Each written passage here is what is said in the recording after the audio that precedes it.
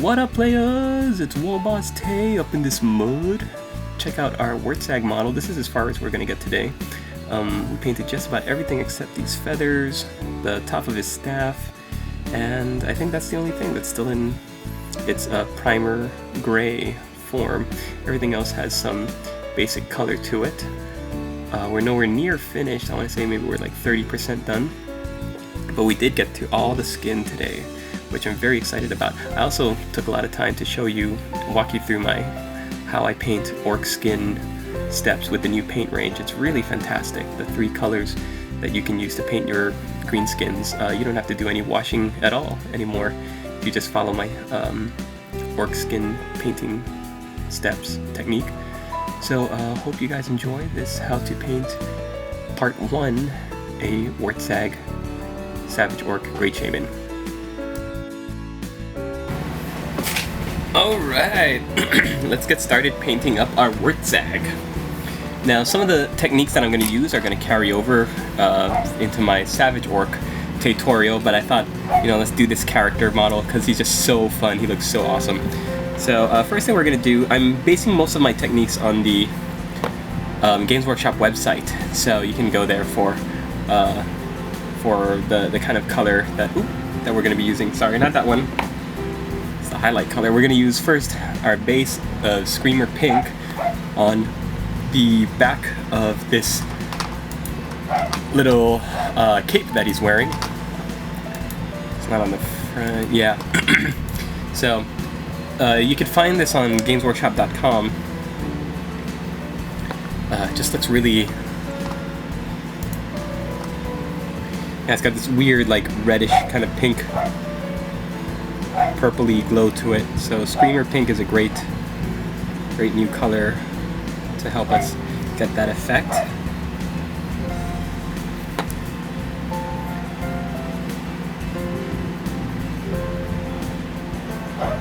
If you don't have Screamer Pink and you don't want to go out and buy it just for this, then you could also use, let's see, you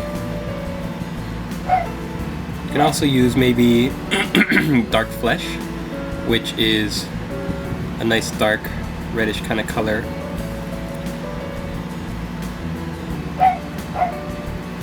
It's interesting to think about like what creature these skins came from.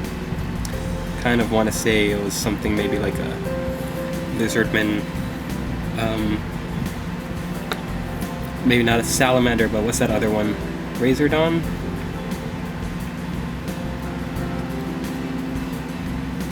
The one that shoots spikes.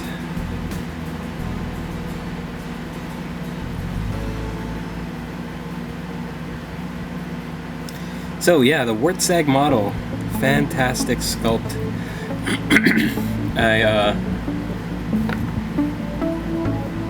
If you haven't seen my unboxing video on it, I just want to say that I really love the way they made him look like just this crazy, wild, shamanistic looking orc. That wooden face mask is just so awesome and hilarious.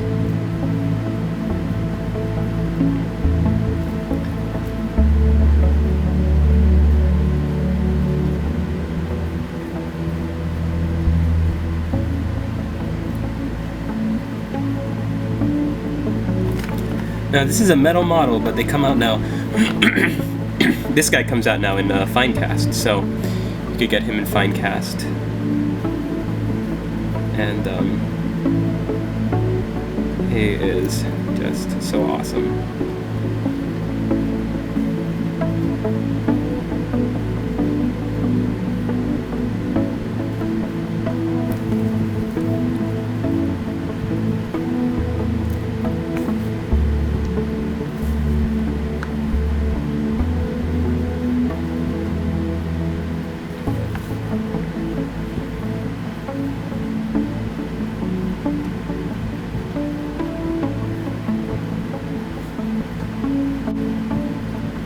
Let that dry for a little bit while we move to the inside of the cloak.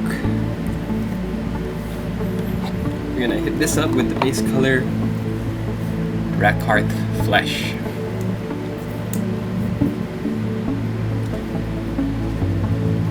Anytime you move to a new color from an old color, you want to make sure if you're going to use the same brush that you wipe off all of the original color so it doesn't bleed in, especially when the new color is lighter.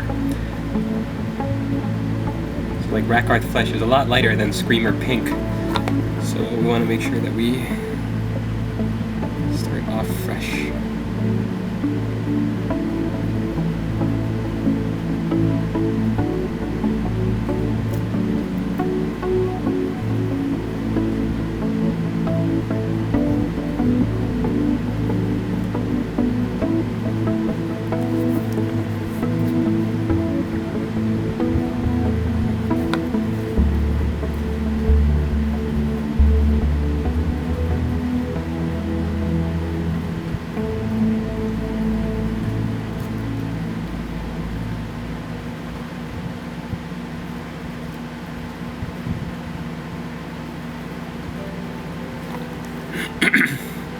So besides Warhammer, my hobby here, I like to spend my free time playing video games. Those are my two big hobbies in life. And one of the reasons why I haven't been making any videos this week is because I've been just so immersed in the new Max Payne game. Max Payne has always been one of my favorite games, franchises.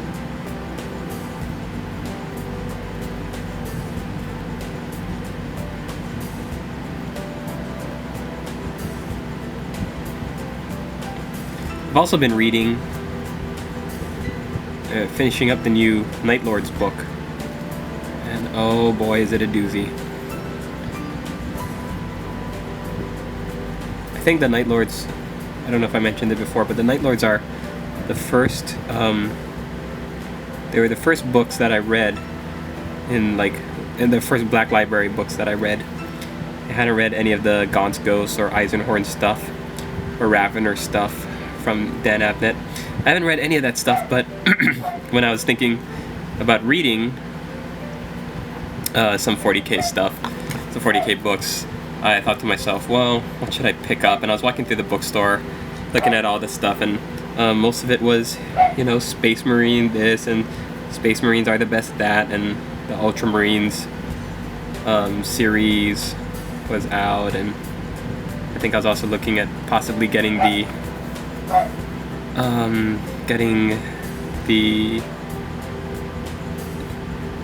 Blood Angels omnibus was out, and the Space Wolves omnibus were out, and I was just deciding what to get, and then I saw the first of the Night Lords books, and I thought, oh man, when I was reading the back, I was like, these guys sound so cool. They're not all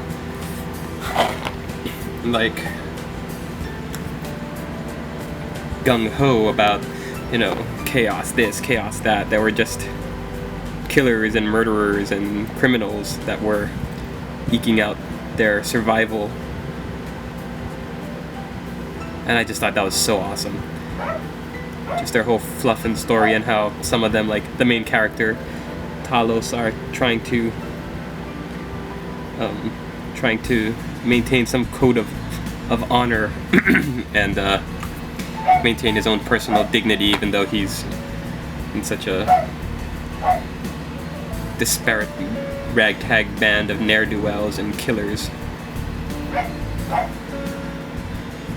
And they're like the definitions of anti-heroes. So I was like, this is the book, this is the series for me. I didn't want to read about the protectors of humanity and how how Space Marines are the bomb and the best of the best and everything. So I just totally took a liking almost instantly to the Night Lords.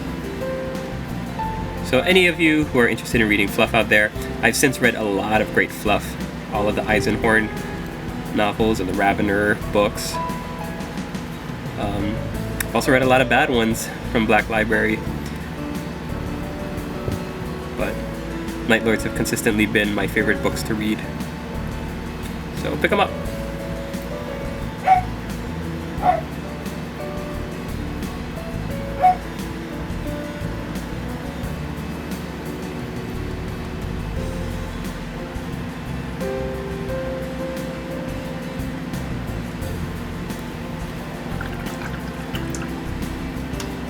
Alright. I think what I'm just going to do is I'm going to paint all the scales in this Screamer pink color just to get all the in-between areas, and then we'll highlight the scales in their separate color later. They're supposed to be a darker red when you look at the Games Workshop website. But yeah, I figure, you know what? When I'm looking at it right now, I just think, let's just get it done. Let's just get it done, you know? And then we can pick out the details and all that stuff later. Pick out the separate colors for the scales. Man, what a weird looking pelt.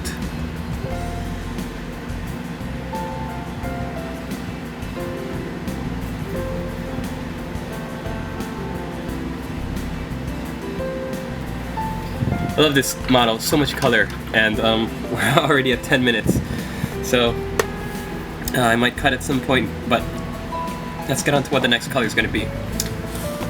Wah Flesh. Wah! It's the base color, and just not so subtly hinted that this is the base color for all your greenskins by calling it Wah Flesh.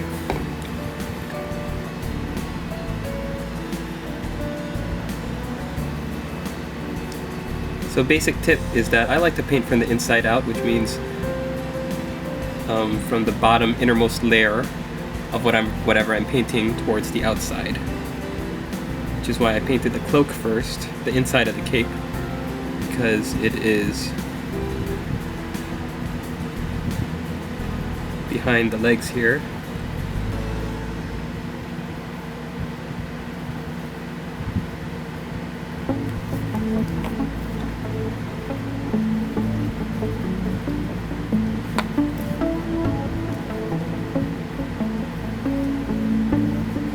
I love how you can see his bare feet. I love how they sculpted his bare feet to have like the little wrinkles of,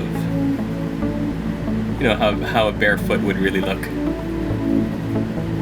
Sculpting on these newer models, it's just so awesomely insane. What a great time to be in the hobby.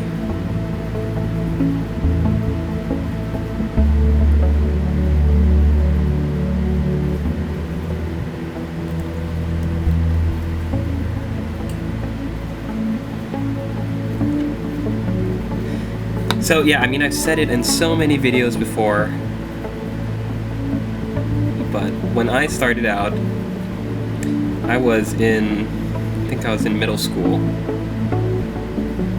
My mom was nice enough to buy me like a whole ton of old Orc and Goblin figures. I still have them, and maybe I'll bring them out for some old In With The Old videos, for those of you who remember that series. I didn't get too far with because then I started really doing these tutorials, but I used to have so many models that I would not paint, or if I would paint them, just they were so ugly because it was like Goblin Green, boom. I don't remember if it was called Boat Gun Metal, but whatever the metal was, it's like metal, boom, and done.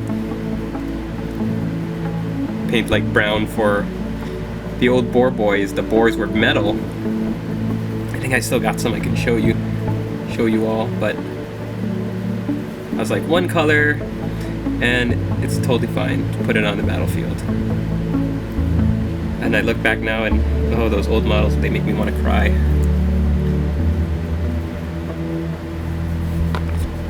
But it's like the whole process of making models, designing them, producing them for Games Workshop, the way they look now, the things they can do with plastics, and you know, just like I dog on Finecast so much because I feel like I've had enough years going into the hobby that I can. But I mean, when I was young, when I was a kid, I would have loved Finecast models because they don't require you to really take an X-Acto knife to the model, or to a metal model. It's so hard cleaning mold lines off of a metal model, and with Finecast it's a lot simpler to do.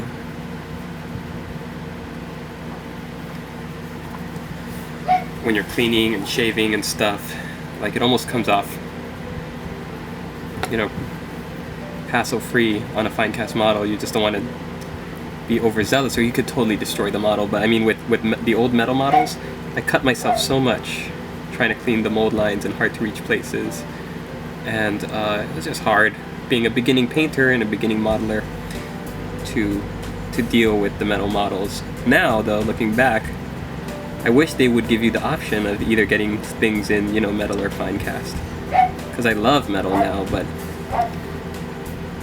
when I was getting into the hobby, metal was a big deterrent for me. And there's hardly anything out in plastic. I think the only thing they came out in plastic with were the box sets at the time, which I think I mentioned to you all before. The box sets with the old Grand de Punch and the elves, high elves and goblins, but like the plastics were so, you know, not very well made. The spears and the bows, short bows, would break really easily, especially if you're a kid like I was, and you just throw stuff into like a cardboard box or whatever, like a shoe box, and bring them down to your modeling store. You get there and spear tips would be bent, short bows would be bent to the point where if you even move them slightly, they'll snap off. It was hard for me.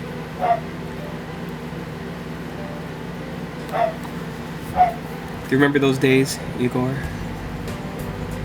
No. That was before my time, I'm afraid.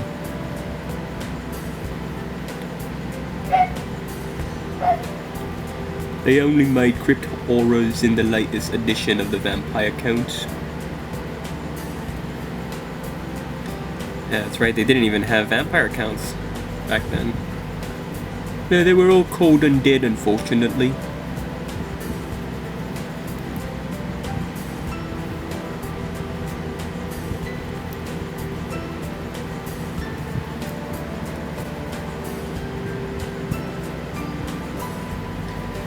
Right. That's how our guy looks at this point. What else can we do at this point in the game? Looks like... weird, he's got this like reddish kind of loincloth. But it's not really red. But yeah, that's all right. We'll paint it red for now. We can change it later. Okay, so Mephiston red.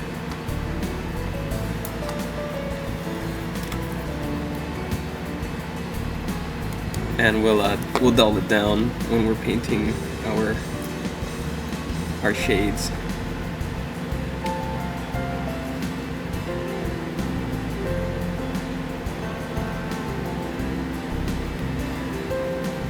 Also, while we've got the Mephiston red out, we're going to be hitting the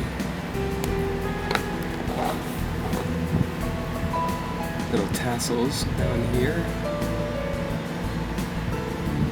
on his helmet, or his mask. It's not really a helmet, it's a mask. The thing I love about the Wurrzag model is that you can use it to represent any kind of savage orc shaman.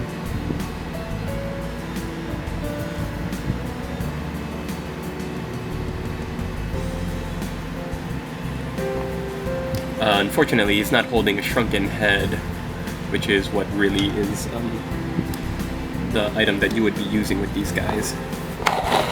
But it would be no problem to model one on the base or whatever, Rakarth flesh, or dangling from his his loincloth or whatever else.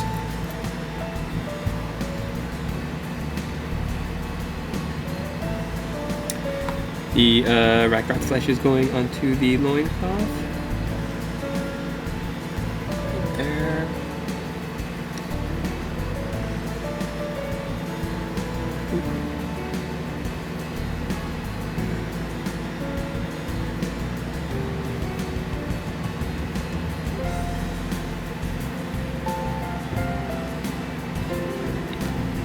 There we go.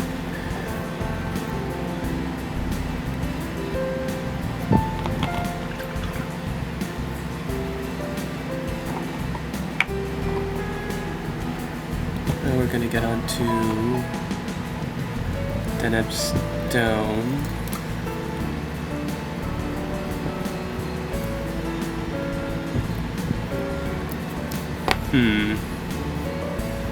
Yeah, so he's got like a feather back here, he's got his pouch, and then he's got this little bird skull.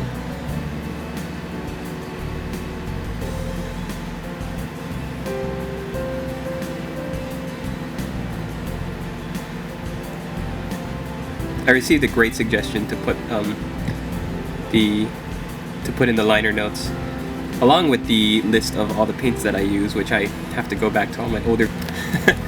Hey gang, sorry I got in this huge discussion with Igor, and ended up losing track of where I was. And Igor, why don't you pay attention to the filming time?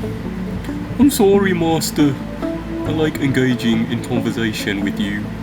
And so I ended up painting all the Deneb Stone stuff, and not realizing the video had run out. So where are they? Here, I'm sorry, I highlighted up here the inside of the loincloth, the bone pieces, there's a little bird skull, some teeth, the skull here, the inside of the mask.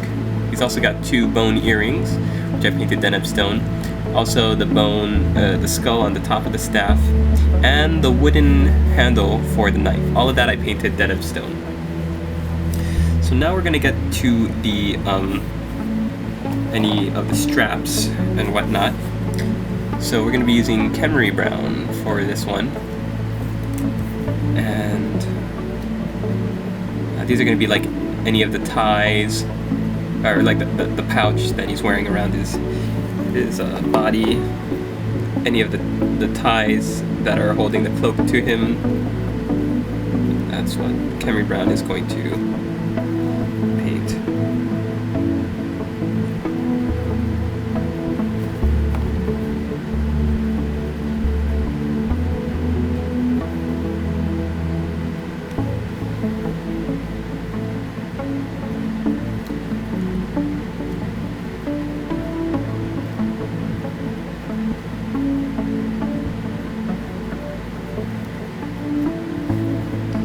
Now you might say to yourself, why bother painting all these base coats? Instead of another alternate way of doing this would be if I painted up the skin completely before I touched anything else, which is another style that I also dabble in. Finish one thing at a time before moving on, but sometimes it's also good to paint everything in one layer first to see how the next one is going to match up.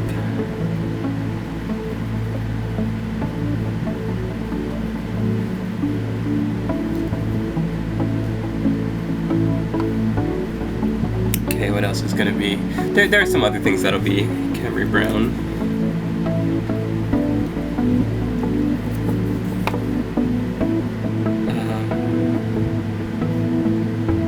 Any of the ties on the knife.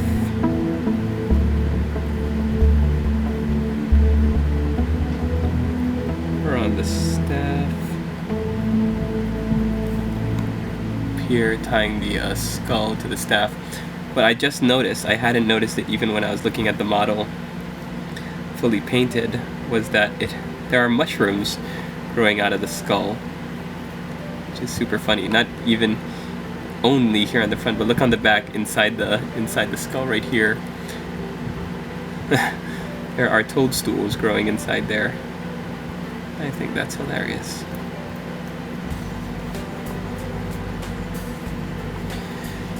Okay, so there is that. We might wait on the feathers till we paint mostly everything else. That might be something we wait on. Okay, next step, we're gonna take Calvin Brown and paint up the staff. And there are lots of carvings on the staff that we're gonna leave for now. We just want to get the overall color of the staff, which is this Calvin Brown.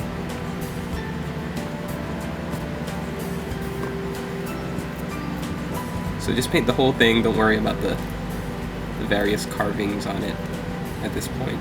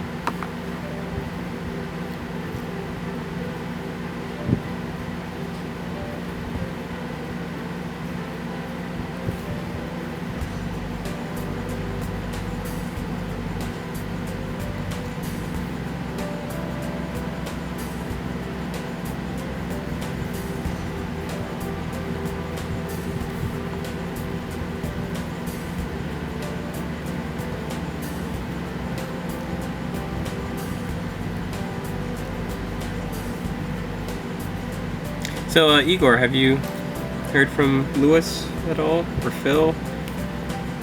Well, as you know, Phil don't talk much now, ever since Chinese Democracy came out on CD. He just keeps to himself. But Lewis says, I got a text message from him. He says that the two of them are taking the Mortis engine and they're going to Acapulco to pick up, as he calls it, fly chickens or something like that. Fly chickens. Yeah, flying chickens maybe? No, I think he means girls. Oh yeah, that would make sense. Now we're gonna take Celestra Gray and we are going to paint in the bottom jaw of the mask.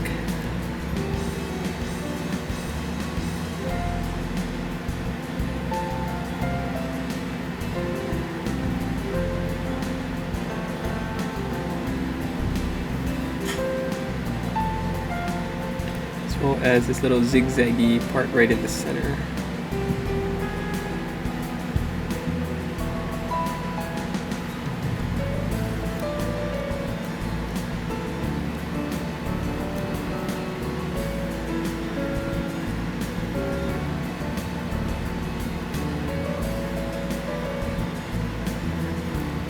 Yeah, you'll notice that still looks pretty messy, but all that's gonna work itself out. I don't have the new Codex Gray, so whatever the new Codex Gray is, that's what you'll use for the stone on the knife. So for now, let's just use Codex Gray. For my own personal army, most of these kinds of surfaces, like these chipped, crafted knives I paint them as like blue, teal, turquoise, crystal, but for these, I'm just gonna do it like the standard stone knives that you see on the Games Workshop website. It's a lot easier to do than doing my way, which is like that turquoise blue. Okay, there's a little bit more Khemri brown we can paint in, like all of the stitches on the robe, the inside of the robe. Here. The great thing about painting too is I always catch things that I miss. And when you're looking at a model that's so packed with detail, and it's just natural for you to have to come back and find things later that kind of escaped your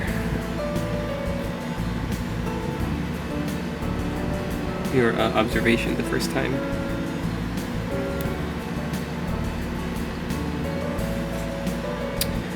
Okay. We're gonna do a little bit more before we end this part 1. Let's not worry about the feathers. Let's go into the skin before we get to any more of the feathers. So the next step for the skin is, oh yeah, you know I had to do it. Some more Boss Tay green up in this mug.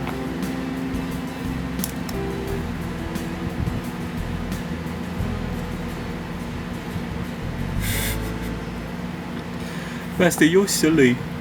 Thank you. Thank you very much, Igor.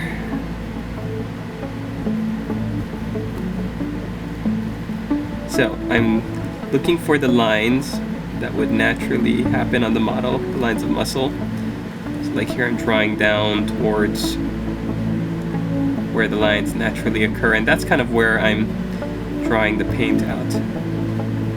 My technique is more like that rather than doing like going what they would call against the grain. Kind of look to where the natural progressions are.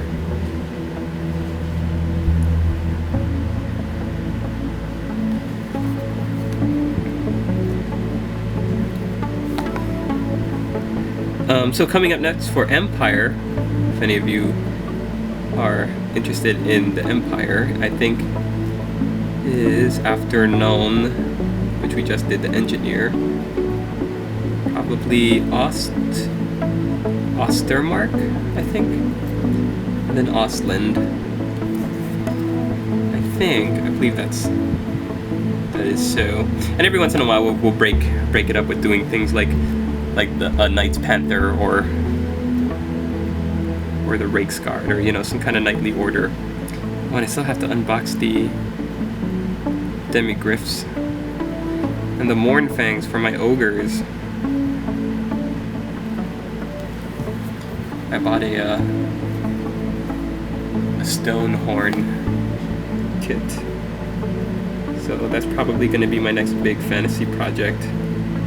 The thing is, it's the end of the year, and since I teach at a high school, it's everything is wrapping up really quickly.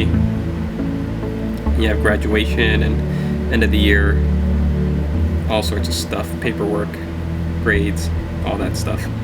So things might be a little slow for a while, but I'm still here. Just really busy with work. And don't forget the Max Payne, Master. You play a lot of that. Yes, the Max Payne too. I mean, last night you played it till 5 o'clock in the morning. Thank you, Igor.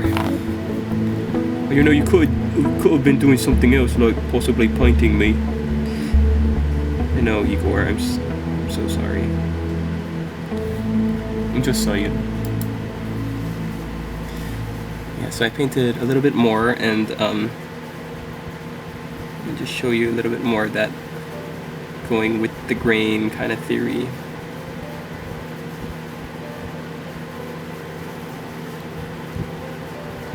So here in this, actually we can do it even better on this side because I haven't painted it yet.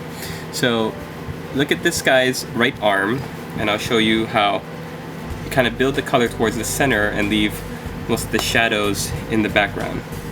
So here below the strap, I paint and kind of draw the color towards his armpit, and then stop right before we get to his armpit. But I'm going from top to bottom like that. And then you can't really see because of the angle of the cape. We'll go for his right over here by his ribs, his wings. Kind of build all of the color towards the center, but leave some color, leave some shade, some shadows around near the creases.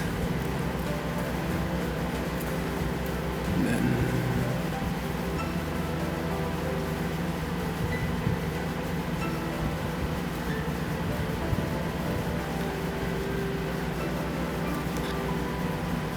kind of paint like that. I mean, the main point that you're really trying to do is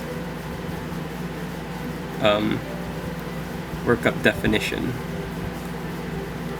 with this mid-step. So good practice is always to follow the line. Like, let's look at this forearm now. Build most of the color up in the center and then make your way out towards the shadows. Start at the center where the color is the strongest and then build your way out to the shadows.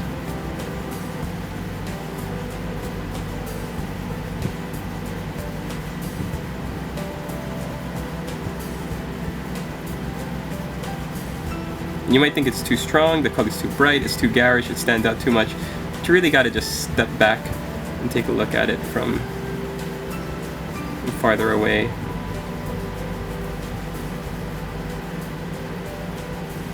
To see, like, oh yeah, it really works. It works really, really well. Places where the color builds up exceedingly well, where you can do this, work on this technique, practice it, and usually it'll turn out really well, are places where there are like really definite edges, like this guy's heel, or the what we call the ball of the foot, the front part, like that, or his elbow and this part of the arm where the forearm is. So you can see I start over here in the center and I build the color out. Start here and then build the color out. Work here on the chest. Put lots of highlight color right there.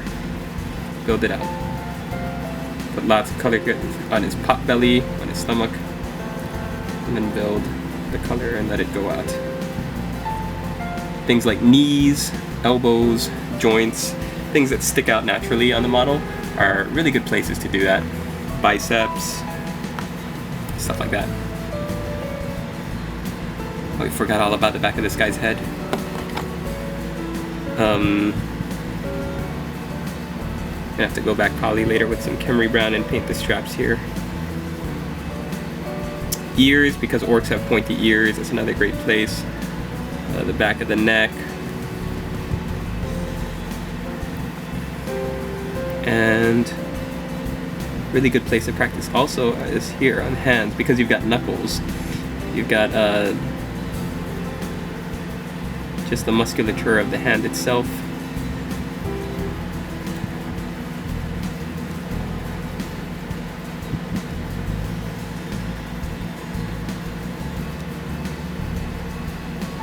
You just want to try and avoid painting the whole hand, and to follow the strokes downwards, down the fingertips, or excuse me, down the fingers towards the fingertips. And orcs, I notice, have these like last joint right before the talons. These last joints, right, if you could see right over here, and here, and here, right before the talons come out.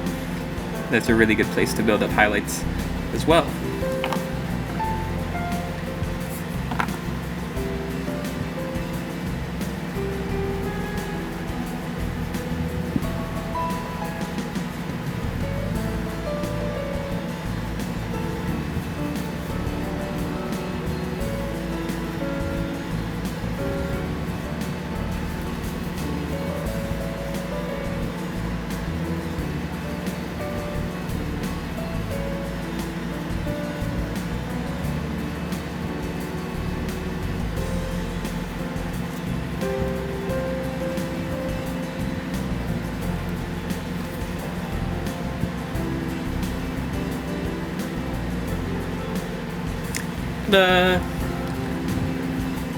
Alright, so we haven't really gotten to the feathers, but we've got most of everything else base coated at this point. No idea what all this other stuff is at the top of this guy's staff. And we've got a nice highlight on the skin. The next highlight we're going to do before we use a wash to blend all the colors together is this Scarsnake green, which is, I'm thinking it's the new Scorpion green. It doesn't have that yellow tinge that scorpion green does. It seems to be just this really, it's like scorpion green. It's like a mix between goblin green and scorpion green. It's the next step up, I believe. And this we're doing the same thing as before, but we're really just focusing on the highest points where the highlights would go.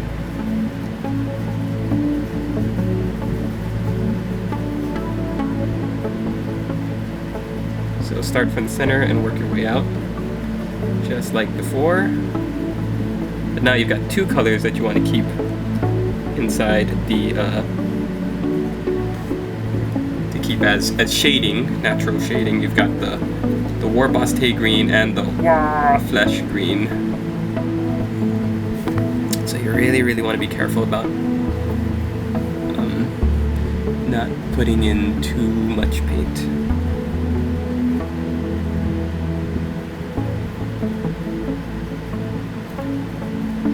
Sticking mostly to the edges.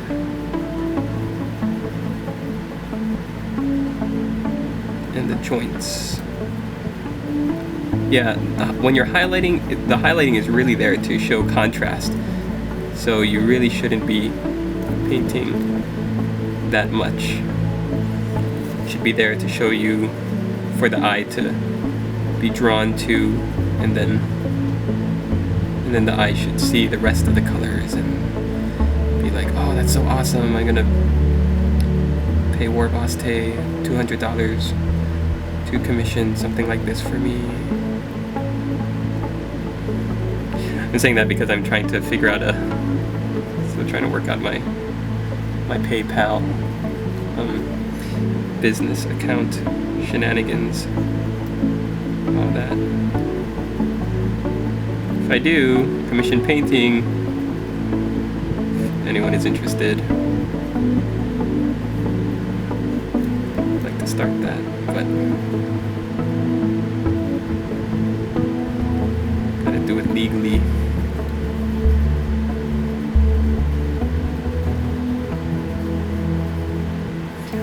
The thing about orc faces, orc heads, what I like is that their jawline is so prominent. It looks really good if you put some of that highlight color like on the bottom of their jaw and work your way up, rather than, you know, highlighting their cheekbones downwards. It's much more effective if you work up from the bottom.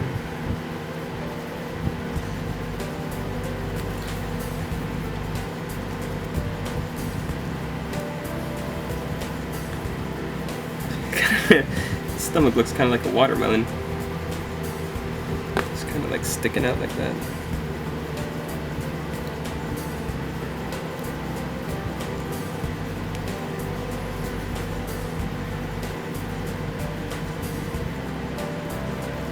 So I've decided that I'm also going to start putting up pictures of my models on wurrzag.blogspot.com, which I've been meaning to do anyways, but I think somebody left me a comment saying it would really help to see close-up. Okay guys, we're gonna finish here for today. I think we did a lot of great work. Did the skin till just about where we want it to be. If anything, we might do a little green wash, but I think the blending looks really nice on you know, near all the joints and everything, and I think it looks really nice. The great thing about this new paint line, the new paint range, is that there's so much more diversity in colors that you don't have to mix as much. You can find the paints that really work. And for orcs skin or goblin skin or anything, the three colors, Wa, Flesh, Wurrzag green, and Skarsnik green, really do a good job of building on each other. And you don't need the wash at all, really. So the next things we need to do are the washes. We need to finish painting of the different feathers and the fetishes on the staff, the carvings on the staff, but after we do that, oh, and also the scales on the back of the cloak. After we do that, we can get to the washes, after we paint all the other things, and then we can do some highlighting and we'll finish with some tattoos for this guy. But thanks for watching. Hope you guys are liking this Wurrzag tutorial, and we'll see you in the next video.